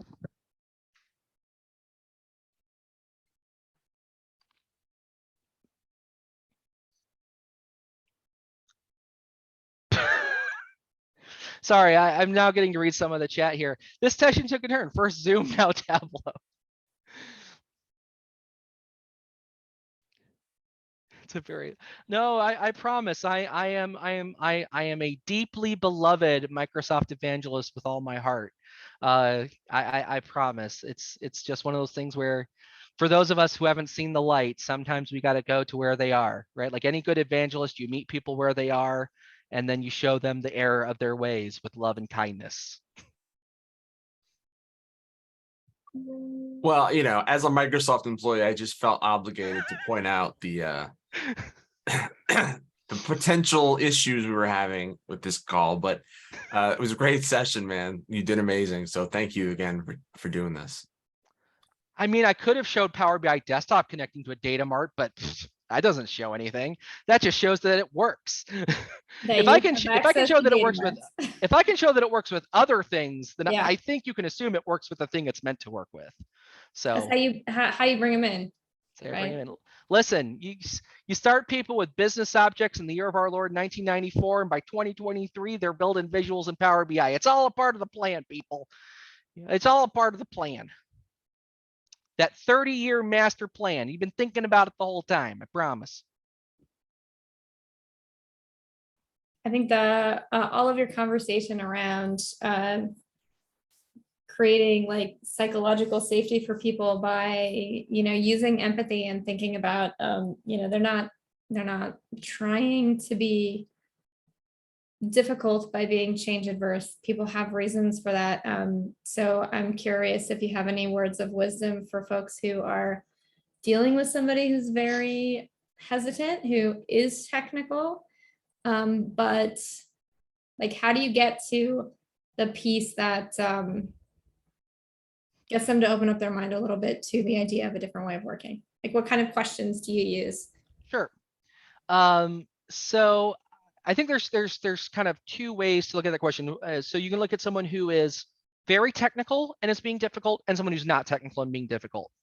I think for people who are technical and being difficult, you really have to demonstrate like a really technical use case for how to make their life easier. And this can be around like, okay, there's a Microsoft employee on the phone. We can do a better job with like versioning in Power BI. I shouldn't have to say versions in SharePoint. I should be able to do real CI/CD. So if someone's listening in Redmond, that would be huge. Like, if Because you that use GitHub to, maybe do some. why doesn't it work in Azure DevOps, which runs on Git? I'm just saying, like why can't I deploy? But in serious, like I mean, there's still work to be done in that environment. Yeah. But like, if you can show people, like my example was, I have a developer who's a software dev who's doing A/B testing and has to go through the results. Like, seriously, I use Power Automate. I build a flow which sends a collection off, and that collection's going into like even like a streaming data set in Power BI. That's actually a great use case for streaming data sets. I just kind of collect this blob of data like I would in a data lake, and then I can just do quick reporting on it. Like, ask the guy who programs every day in Java to go like build visualizations in R or D3JS or Python. They're going to say, oh yeah, I can do it. That person, maybe they can, but it's not what they're best at. And by the time they figure out how to have done it, I'll say, I could have saved you a couple hours with a visualization which looks just as good and tells you the things you needed to know. So a lot of times, depending on for a technical person, knowing the person's really important. Sometimes the technical person wants to be challenged, and it's like they're putting it up there as, no, show me. Like I know a lot of technical people are like, no, bring it on. If you can show me that you do it better, I'm all in, but you got to prove it to me because I can go code myself a solution, right? We all know those people. And then we have the people who are technical are like, nah, good. I'm like, no, listen, I make my living in JavaScript, okay? I don't need your little piddly solution. Those people, you get the same answer you get the non-technical people too. It's about saving them time, energy, and talent. Like, listen, you could do things the way you did, and that's okay. Or you can save yourself a bunch of time and get back to the thing you're really good at, right? Like, what's a better use of your time? You coding in JavaScript or you coding in D3JS? Because I know what the answer is. And you can program in you can be a JavaScript dev, and I still know you really don't want to do D3JS. Right? Like, you can waste your time going through all this, I'll go through all the D3JS libraries, all this learn lickety split. No, you won't. D3JS is a awesome language. Even for JavaScript people, it's a pain in the ass. So it's like, yeah, you could do it, or we could build you this really quick solution that requires basically no code to manage. And even you could do it, dude. And it just works. Like, and that's the thing that scares technical people the most, is when you actually show them it just works, they get real scared because they don't want to believe it. And two, they start to get nervous about, well, my thing doesn't just work. And if your thing just works, I'm out of a job. No, guys, it's okay. I'm not trying to replace you. I'm trying to give you back time in your life so you can do the things we can't replace you for. Right. And that's kind of the argument I go with technical people. And non-technical people, there's always that first appeal of, you're really good at what you do. I'd much rather have you spending your time, energy, talent, your passion on the things you're here to do, that you want to be doing, the things you studied your life to do, rather than trying to fumble around with, why can't I get the data I need? Right? Those people, like, I come from corporate finance, right? I came from corporate finance. I worked my way up through corporate finance before I came into data analytics. And I cannot tell you the amount of people I worked with who were some of the best financial planning people I ever met, spent half of their lives working and just fighting Hyperion to the death. That was their job. It wasn't actually doing budgeting, wasn't forecasting. It was fighting Hyperion to the death. And I'm like, if I could have given you back 20 hours of your week, not fighting Hyperion and actually doing your job, I can't imagine how much more accurate our forecasting would have been. Like, we would not have had this cash flow crisis from Treasury because you would have seen it coming because you would have had more time to do it. Right? So for me, it's an argument about empowering people to do the thing that they really want to be doing, not the thing they think they have to do the thing they want to do. At least that's how I think about it. Yeah, I am with you 100%. I think technical or non-technical, like finding that thing that is a frustrating waste of their time. Like in most cases, And it's a huge wall. there's and some piece oftentimes, of that that's yep. that's really gonna resonate. And that wall is oftentimes is thick enough that they are just like, no, I'm not bulldozing through that. I'm not the Hulk. I don't have time for that. And sometimes someone needs to come along and be like, the wall's not as thick as you think it is, and we'll bulldoze it together. Like the entire power platform, it's better together. Jeremy, as we were talking about this, I was brought back to when I was in FP&A myself, and I was advocating so hard for Power BI, which ended up being a double-edged sword, because then I became a Power BI person that everyone wanted to talk to about fixing their dashboards and such, which meant I suddenly had like an 80-hour job because I had 2 jobs now. So given all that, my question to you is, do you have any best practices for folks that want to champion this stuff without ending up with an untenable amount of work? So let me say this up front. If you've got the courage and the gumption to be the person who says, I'm going to do this and we're going to do it, you're going to have to put in some time up front. Like, I'm not going to hide that from you. I'm not going to sit here and say, yeah, you're going to keep your 40-hour work week and everything's going to be fine. Nothing happens without people taking action. And yes, if you have a full 40-hour week job, you're going to have to take some extra effort to do that. The good news is that doesn't necessarily need to take as much time as you think it does. And it can be small little examples. Now, obviously, the more time you have to put in, you know, the quicker that acceleration happens. Like with any piece of work you're developing, the more hours you have to throw at it, the quicker it's going to get done.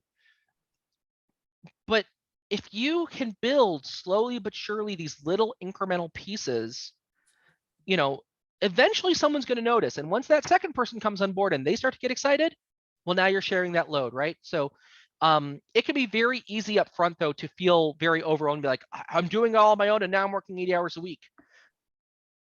This is a piece of advice that is not about Power BI, but is about your mental health. Work-life balance matters. Work-life balance matters. And you should not be afraid to say at some point, I've given my all this week and I need to stop. If that's where you are, you stop. Because if you keep overworking yourself, you're going to get burnt out. And instead of being the person the next week who can say, I'm ready to help, you're going to go, yo, I'm unconscious over here. So you're on your own. Because once you say you're on your own, you've lost. Yeah. I saw a hand up. Shelley, did you have a question? The conversation triggered me about now I'm the master, right? Now I'm the go-to person. And this is something that works for me and my team because they're not a very mature team. They don't know what their capacity is and they're very reactive workers. When I tell them that I know my capacity and if they could deliver requirements for what they need, that I could fit it into my schedule for them, it backs them off like crazy because they're not going to do that. So one of the things we actually do as an organization, when we get called in, because we do a lot of data culture work too. So oftentimes organizations will call our company and be like, hey, you know, we've got a data warehouse, we've got good data engineers, but our data sitting in a warehouse or a data lake is not doing shit. Please help. And, you know, we'll go in and find, yeah, there's just not a whole lot of that going on. One of the first things we do is we actually implement some kind of what we'll call like agile practices Not that we'll go full Scrum and we're going full Kanban, but we'll do things like plan out your velocity, right? It's like, how much work do you think you can get done right now? Now we don't call it sprint velocity because that's a word, that brings up agile and then you get scared. But we're like, we know your velocity at first is going to be pretty low. The organization knows your velocity at first is going to be low. And if they called us in here, we will go tell them that your velocity will be low at first. And you shouldn't be worried about the fact that you're learning. The fact that the organization brought us in to help means they recognize they don't have the talent to do it. And they know it's going to be a long start. And so like when we get called in and we tell people that, we immediately see like guards get lowered. And this is true for like, particularly for like, oh, company brought in consultants. One, that is a scary ass phrase when you work in an organization and consultants come in the door for the first day. It doesn't matter if you're there to literally make them look like superstars. And I firmly believe as an organization where I work, that is our motto. We are there to make people look like superstars. We're not there to make people look bad. But like people get scared. It is a very natural, like, oh shit, the consultants are here. Everyone watch out. We're okay, guys. They're cutting heads, guys. Gotta watch out. No. If an organization like ours is getting called in, it's because they know they fucked up. And excuse my language here, they know they screwed up. They didn't put the people in place to do the job. And now they know if they're going to continue to be competitive, they at least they recognize they need to fix it. And they know they need to bring in people who know how to help them fix it. And if you have management who can answer those two questions honestly, they already know the answer to the third question is, how long is this going to take to get people up to speed? It's going to take a little while because you didn't do the work in front. So like once you tell them, hey guys, we're here to help you be awesome. We're not here to take your jobs, nothing like that. We're here to help you understand that it's going to take a little while. Take a deep breath. I promise you, this is about making you look good. Those guards come down. You start working with them a little bit. You do those first kind of things. Say, oh, this is what you're doing? Cool. I took a little time. I understand your workflow. Let's talk about how we would do this in Power BI or a product that you're trying to implement. And you start building it that way. Like the minute you can lower their guard and help them understand that you're there to help and not there to take over, that's huge. So it's definitely one of those things where like understanding velocity, particularly for newer people, is very scary. But helping new people understand that the expectation is not that their velocity is, by the way, tomorrow we expect you to be on the level of a senior dev, which is what a lot of people fear when you tell them that, like, so I'm supposed to be the same as this person who's been doing this for 5 years now? No. No one is there to set unrealistic expectations. The goal is to make sure that one day you can do that. And we want to have a plan in place to help you get from where you are to an acceptable level of velocity. And the acceptable level of velocity does not have to be senior dev for you. It just has to be some amount of output. Like once you help them understand that and you have a plan to help them grow into it, and that's why I was talking about before in the presentation, it's so important to have a plan to support people as they learn through the process. If you can convince them that you have a plan to continue to grow them, to continue to train them, to continue to upskill them in the software you're asking them to learn, then you'll get that initial buy-in, they'll lower the guard a little bit, and then you can do the things necessary to start to build some velocity and help them understand what their velocity actually is. So when they're asked, well, how long is this going to take? They can give an answer that's reasonably accurate. Just reasonably accurate in a lot of cases is more than good enough.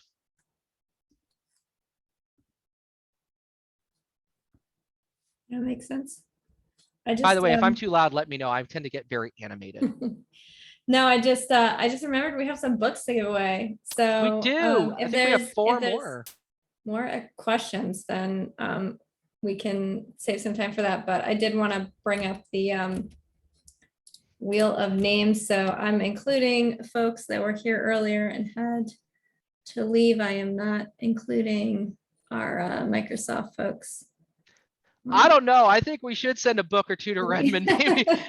I'm assuming that they don't want to be on that list. So since this is a user group and all that jazz. So put some names in there.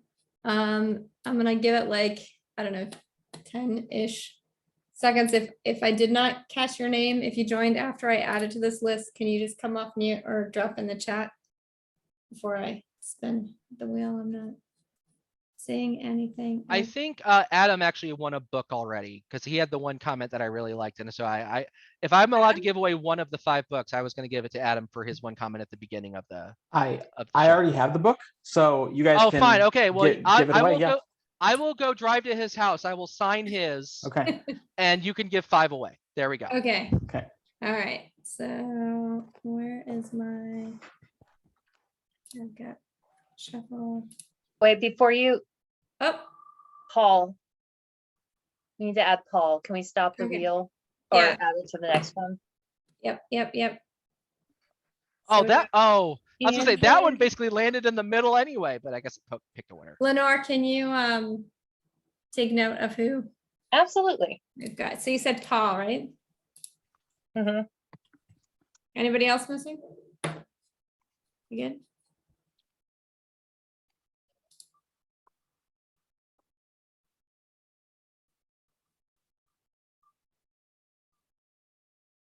Hey. So I will say in your case, I do believe we can do international shipping. I just think there might be one extra hurdle, but I think we can absolutely do international shipping. I'm so sorry. Who was the first winner? Oh, who was that? That's a good question. I didn't see. Go to the results really quickly, just for a second. Yeah, I think it said Anthony. He was the one who just won. Andrew. Andrew, this was a test. So, Okay, perfect. okay. So I will say if there's a reason why for some reason O'Reilly won't do international shipping, I will personally pay for the shipping for Anthony to get a book. I'll handle that. You'll get a copy. Okay. But Tom. I think O'Reilly will do international shipping. So And if I feel typoed on a name or two, apologize. yeah, there are digital copies available as well. So Yep. if digital works better for you, if you prefer to have a digital copy, All right, here's our final happy to book facilitate that. winner. Oh, wait, I thought we already had one. No, he already has a copy. Oh, I'm sorry. Great All choice. right, so I'm just gonna jump over to results and I'll just screenshot that one. Oh, I just put them in the chat. Okay, perfect. So Awesome. I guess Anthony, I guess if you have a preference for physical or digital, just let us know. And if your preference is digital, that's super easy. If you prefer a physical copy, if O'Reilly won't ship you one, I will ship you one.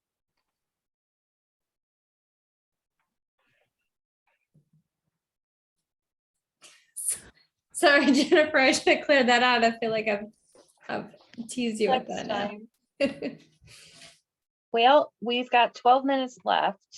Leslie, I know that we had initially talked about using this time for anybody who had technical questions or wanted some help. Yeah, Does anyone have things they want to bring to the group or questions they want to ask? does not Jenny. have to be related to the topic today, just anything. I We can actually did share want to it. ask. Yeah, go ahead. I wanted to ask a question about the PL300. Do you recommend that, and how valuable is that? So do you want me to take that question first? Because I have a very strong opinion on the PL300. Yeah, that'd be awesome. So I actually lead our power platform team at Onebridge. 2 of the 5 people on my team have a goal this year to take and pass the PL300. Like that is actually on their literal goals for the year is take and pass the PL300. I think it is a great exam. I think there are some things that the exam covers from like a Power Query perspective, which are really useful for individual analysts, because that's who the test is aimed at is for your data analyst certification. That if you are lucky enough to work with, let's say, competent data engineers who know what they're doing and you're building like stuff from reporting view, stuff isn't very relevant to you, which is a problem I've actually had for 2 of my people who are taking the test this week. They're like, oh shit, we actually remind ourselves how to do these things in Power Query because we work with data engineers all day who like do this stuff for us. But yeah, I think it's really fantastic. And I think a lot of the questions that are asked in the PL300, particularly on things like DAX, data modeling fundamentals, Like a lot of stuff, it's just good fundamental knowledge to have. And if I see someone who has taken and passed the PL 300, I can assume at least a base level of knowledge that I feel comfortable going into more advanced topics with that person on, which is super good for me as someone who, has to do this kind of work all the time. So I'm actually a big proponent of the exam. I think it covers a lot of the right questions. And I think it actually just had a pretty significant update at the beginning of the year as well, where they kind of reallocated some of the percents for some of the questions. I think it's a little bit better than it was previously. So I'm a big fan of the PL 300. I think it's a great Awesome. test. I think it's well designed. Awesome. Thank you. For what it's worth, I took the PL 300 and passed it last month. And even though I had my MSc and I'd taken previous certifications, having a refresher of going through and making sure I was filling in any of those gaps was actually a really effective way for me to organize my personal training and to make sure that anything that is new that I've missed while I've been elbow deep in SQL projects, I could refresh and get back up to speed for. Oh, and Jamie just posted in the chat, Shannon might have some advice on the PL 300. So she's a good resource too. Yeah, I'm pretty sure she owns that exam, or at least she knows who does. Owns that exam. Yeah. Heavens. Yeah, Okay. that's her job. One of her jobs is the exam. So you can definitely ask her. I don't know if it's that one, but I know she does those exams. Very cool. Awesome. Thank you so much. And its new competitor, the DP 500, which is more on the data engineering side of things, that's Power BI mixed with Synapse Analytics, is one that I have on my list, and that one of our upcoming speakers specifically talks about in his meetups presentation. So he'll be a really great resource to learn more about that too, if you're trying to learn more about which is which and what makes the most sense for you. I had a question for you, Jeremy. I've been on like the federal side and the corporate side of trying to get buy-in, and sometimes it's like, well, because you have to, and sometimes it's just teams, and sometimes it's like the organization. And when you're doing something at scale like that, it turns, it's not data analytics anymore. That in teaching that's project management on a pretty big scale. How do you guys handle that with like big buy-in type, if that makes sense? Sure, no, it does. So one of the first things I tell people when, let's say we have a customer who comes to us and is like, listen, we are, I'm actually going to use a real example here. We have the most incestuous corporate structure in history. We have a parent company that has 4 subsidiaries, and those 4 subsidiaries has about 8 sub-subsidiaries, and some of them cross-pollinate with each other. And we want to get the entire organization up on Power BI and what they're doing with it. Never mind that these 4 sub-companies of the parent organization really don't have anything in common with each other. Like, it's like, well, one does like construction-y things and one does like environmental management, and those are kind of related, but then there's like this marketing arm, it's all over the place, right? It's like, well, what do we do? Well, what we did is we basically went in and say, hey, let us build sort of this kind of cross-organizational center of excellence, and give us some time to build up that initial cohort of people. Because if you just try to go in and be like, all right, people, this is now what we are doing. You have now entered the Power BI military.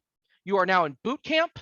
I expect you all at Fort Harrison at 0600 tomorrow, and we are going to teach the 400 of you how to do Power BI. You're not going to be in my experience, I've not had a whole lot of success with that. We generally try to make the argument to get buy-in of saying, hey, let us start small so we can build that and get people to buy in, because I'm not going to sit here and lie to you and say I know your business better than you do. Now, if you give me a couple months on your business, I might be able to do that, but that's not what I'm here for. I don't know your business as well as you do, and I don't know your business as well as the analysts you want to use Power BI do. Let us take a couple of people who we think, volunteer if they have to, or, if you have to volunteer some of them, I mean, that's a thing that happens sometimes. But let us build that first initial cohort of people who can go into the org and start to demonstrate that value.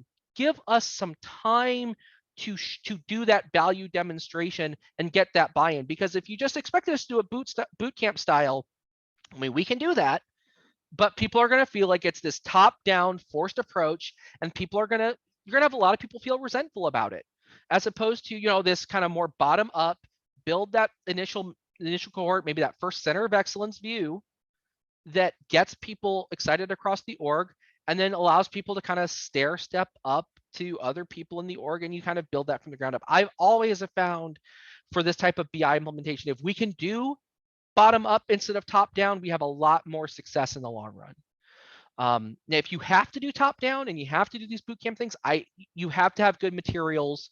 You have to have a training plan. You've really got to know from a teaching perspective what you have to get through and what's going to be most relevant to your audience, and that's going to require some research up front. If you have to do it top down, make sure you're prepared with all those materials in advance. You really have to do your research to know what your roadblockers are going to be, because you're not going to get to learn them organically through that bottom-up process. So can you do it top down? Sure. If I ever get an option to get to talk to management, I'm like, we're going to have a lot more success if you let me build this from the bottom up. I know it's not a perfect answer to your question, but that's always sort of my first go-to is, are you sure you want to do it this way? We can do this more intelligently, I promise you. And that'll have better results in both the medium and long term. In the short term, you may get better results in the short term with a top-down approach, because you're going to basically force people through a learning mill, and some of them will retain enough of it to get the short-term goal accomplished. But if your goal is medium and long-term, true data literacy, true data-driven organizational approach, let me build it from the bottom up every time. Every time.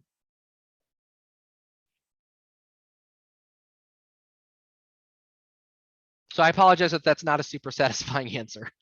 No, that it was kind of, but one instance I was thinking of is like, you know, a remote corporation with a couple thousand employees, and you're trying to get them to buy into a style guide. You know, we do things this way, not necessarily a platform, but a concept. Sure.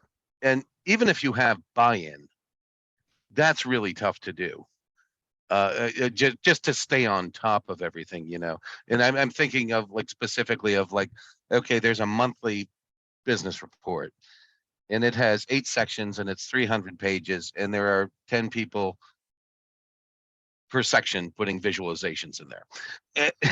So even if people want to get with the program, that's a big ask, you know. So that's a situation where, as you're first launching, you have to recognize that you're going to have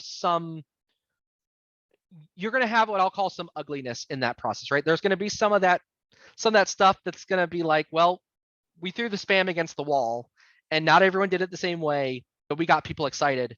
But that's where really, like, at a certain point, you start to build that up. That's where, like, for me, a center of excellence becomes super critical.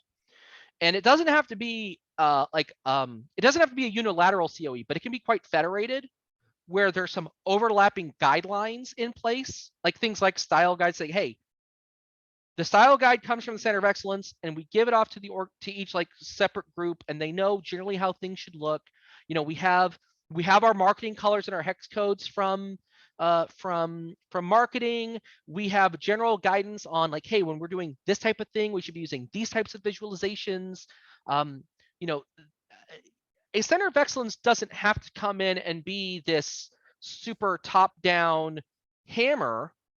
It can be this, I'm going to hold your hand and we'll walk through it together step-by-step approach as well. Now, sometimes a top-down COE can be the answer, if you're building from the bottom up and you need someone to kind of hard set those standards.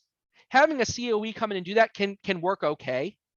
But that's, generally speaking, recognize that as you begin that launch, there's going to be some messiness that comes with that launch. But once people start to get excited and people start to buy in, then you ask the natural governance question, which is, hey guys, we're doing this really cool stuff. We should probably make sure we're all doing it the same way, right? Wink, wink. And people go, you know, there's probably something to that. It's like, well, and then that's where a center of excellence can come help. And there's Microsoft actually has some very good guidance on building out an initial COE for Power BI. And actually, if I can give credit where it's due, their new COE guidance on Power Automate is also fantastic, which they released that, I think just after Power Platform Conference, actually, is when they released the Power Automate COE stuff. So Not to not to knock the style guide concept, because I think that is important and it has its place, but like thinking about it from the citizen developer perspective, people are not incorporating a style guide into their design choices. But one thing that I found to be a lot more effective is providing a Power BI template that has those style guide pieces incorporated into it. You don't have to write the theme. I think Power BI Tips is the site that has a theme builder. So you can do all of the settings that you would have as your standard for every chart that's in there and export it as a theme, including all of your color palettes. And then provide people not only like, this has already got the colors that you want, but also some example charts that people can, drag their own things into. And even to templatize some of the things around modeling, like if you've got some agency or organization-wide data flows for like a date table, or some lookup tables that are pretty consistent across the organization. Now you've made it easier for them to start, and people are more interested in easier start in many cases than they are in complying with consistency. So if you can package that consistency with like, here's how you get there faster, here's how you make your stuff look better. And now we're taking out all the work of some of these, things like date tables or lookup tables that you don't have to generate for yourself anymore.